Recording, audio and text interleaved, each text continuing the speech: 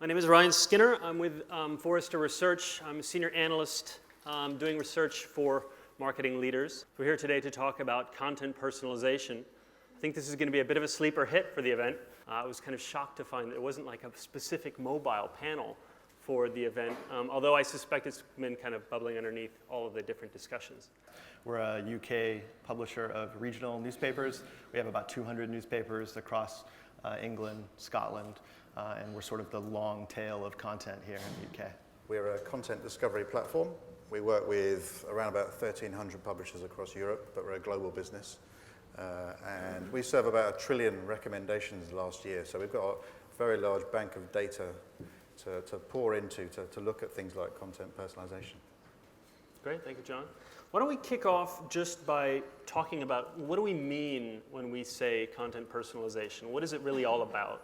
Jeff, why don't you start off? I mean, for us, it's about the right content, right device at the right time. So, you know, within our group, we produce about 60,000 pieces of content each month. So, you know, our challenge is to try to find a way to get that right piece of content on the right device at the right time. As much as possible, that needs to be automatic, that needs to be dynamic. So we're moving to a place where, you know, what you see on our sites is specifically tailored to you, your experience, and your device.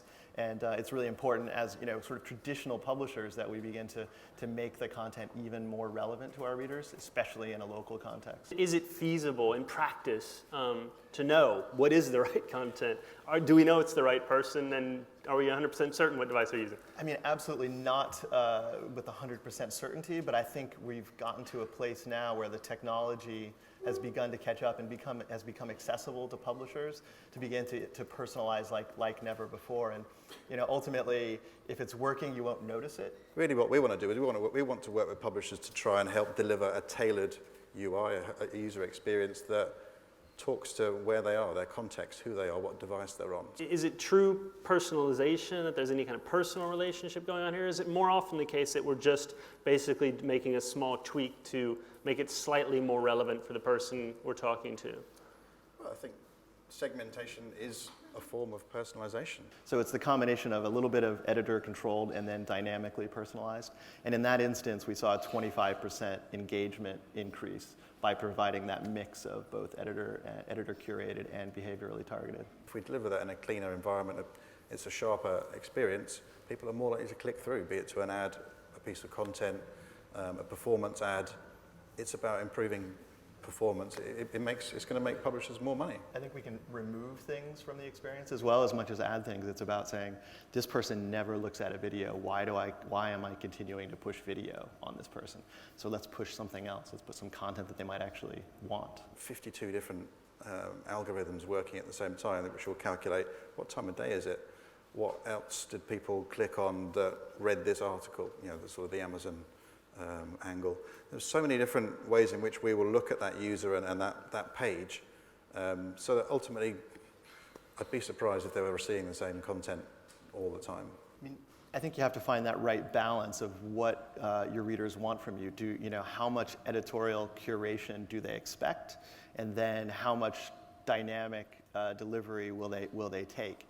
So we have to be very careful about not creating a performance problem as we're trying to sort of do too much at every visit. So there is a performance issue to be raised. But it requires a uniform strategy across a publishing organization, and so many.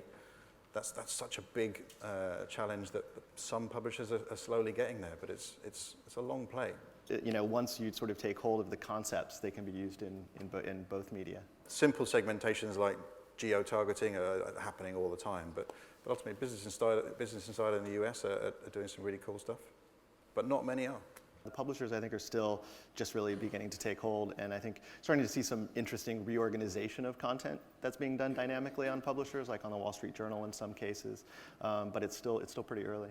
What is the overlap here between personalization and mobile? I mean, I think 4 years ago it was about responsive design. So it was about making the experience work all the way, across devices. And responsive design is excellent for making a great experience across devices, but it's sort of based on the idea of the content flowing down, and so the same content flowing from one screen to another. But now the next step of that is sort of responsive content or dynamic content delivery is about making sure that the right headlines are on each device. So I think mobile there's a huge opportunity to look at that as a completely different experience. A lot of fuss gets made about kind of the audience data, but what about the content data? That is, the content knows that it's the right content to deliver to basic geography or something of that nature. Is that a big piece for publishers to structure their content well to deliver against this? We absolutely have to tag our content, although it's getting easier. I'd say the technologies that are helping enable this are getting better and better at handling that for us than they've ever been. Good, well, thank you very much.